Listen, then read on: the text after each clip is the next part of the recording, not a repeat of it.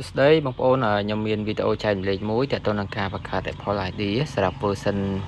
26ឡើងទៅ version ក្រោមនឹងតិចក៏បានដែរអានេះចាំប្រាប់ពិធីឬក៏កលឹះតិចដើម្បីឲ្យយើងបង្កើតទៅបានជោគជ័យព្រោះពេលខ្លះពិបាកបង្កើតហ្នឹងហើយយើងចូលទៅ setting មកហ្នឹងហើយយើងចុចកន្លែង Apple account ណាយើងរើស don't have Apple account ណាយើងរើសយក Ada អ្វីតែចុងក្រោយគេណាបើយើងរើសអ្វីលើនោះមិនបាទតោះមកយើងចាប់ដើមទៅសេឈ្មោះណាឈ្មោះបងប្អូនឈ្មោះអីយើងដាក់ហ្នឹងទៅ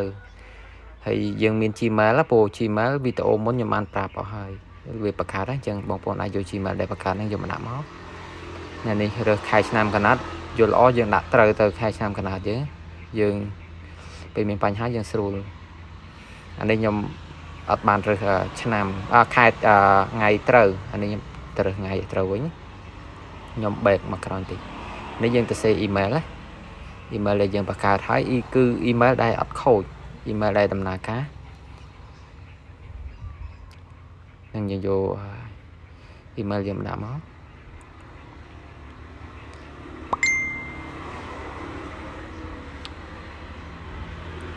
ហ្នឹងហើយយើងចុច continue តទៅពីចុច continue កន្លែងដាក់ password នេះ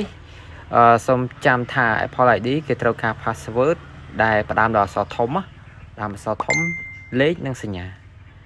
តមកយើងបំពេញទាំងលើទាំងក្រោមដូចគ្នាហើយយើងចុច continue ដល់កន្លែងលេខទូរស័ព្ទនេះបងប្អូនដាក់លេខទូរស័ព្ទបងប្អូនដែលអត់ដែរបង្កើត Apple ID តែយើងធ្លាប់បង្កើតច្រើនដងដែរក៏ពិបាកដែរយើងចុច continue ទៀតមកនេះអាកន្លែងនេះគឺពេលខ្លះវាអត់ផ្ញើលេខកូដឲ្យទេយើងចុច letter ណាចុច letter skip វាចោលទៅthìយើងចាំឲ្យវាផ្ញើមកតាម mail វិញយើងចុច agree មកអានេះយើងចាំរហូតដល់វាជោគជ័យហើយវារត់ដល់ setting នេះហ្នឹងហើយយើងចូលទៅ verify mail មានន័យថាយើងឲ្យវា send កូដទៅ mail វិញណានេះហើយយើងចូលទៅកន្លែងកម្មវិធី Gmail មកព្រោះ Gmail យើង log in វាចោលទៅហើយទៅនេះវា Apple ID ផ្ញើមកនេះអញ្ចឹងយើងយកលេខកូដនឹងយកមកដាក់មក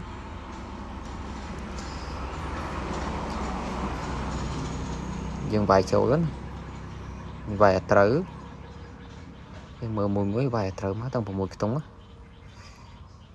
ហើយយើងចាំវាបន្តិចមកអានេះហើយយើងចូលទៅ down សារយើងទៅ App Store យើងទៅរើស game ណាមួយឬក៏កម្មវិធីណាមួយដើម្បីតេស្តណា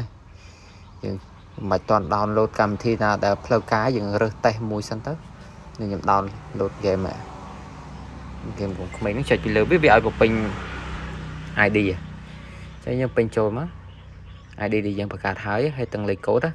ប៉ុន្តែបញ្ជាក់សូមចាំព្រោះកន្លែងនេះបង្កើតកន្លែង iCloud កាលណាតែយើងបង្កើតហើយយើងភ្លេចលេខកូដ iCloud ខ្លួនឯងគឺទូរស័ព្ទជាប់ iCloud ណាអាហ្នឹងយើងត្រូវតែចាំខ្លួនយើង note ណាកុំធ្វើប្រហែសព្រោះនេះយើងបង្កើតសម្រាប់ទូរស័ព្ទយើងផ្ទាល់ខ្លួនហើយយើងចុច save លេខកូដហ្នឹងមកហ្នឹងហើយអានេះគឺជោគជ័យហើយតែប៉ុណ្ណេះហើយអានេះយើងចូលទៅពិនិត្យមើលឃើញទូរស័ព្ទយើងហ្នឹងជាប់ iCloud ណាហ្នឹងហើយប៉ុន្តែ iCloud ហ្នឹងគឺយើង save ជាមួយ mail save អីចូលទាំងអស់ហើយវាអត់មានបញ្ហាទេអរគុណសម្រាប់ការទស្សនា